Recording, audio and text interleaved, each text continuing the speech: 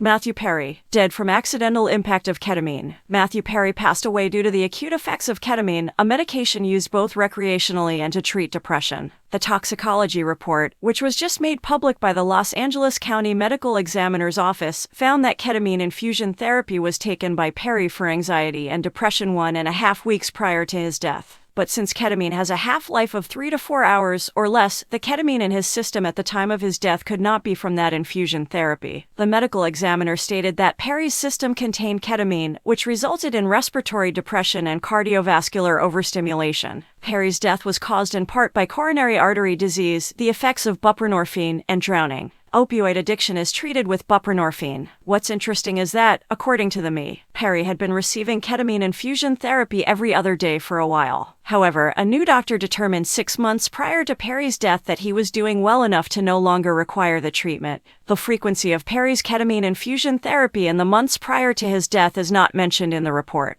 Despite the fact that smoking was not mentioned as a factor in Perry's death, the report does mention that he had diabetes, COPD, emphysema, and 2 packs of cigarettes a day. The story was first reported by T. On October 28th, Matthew was discovered unconscious in his jacuzzi following a 2-hour game of pickleball at the Riviera Country Club, which is close to his Pacific Palisades home. Following an apparent drowning, he was pronounced dead on the spot by first responders who raced to the scene in response to a cardiac arrest call. As we previously mentioned, after spending a few hours playing pickleball in the morning, Matthew went back home and sent his helper on an errand. After a while, the helper came back, found MP in the hot tub, and dialed 911.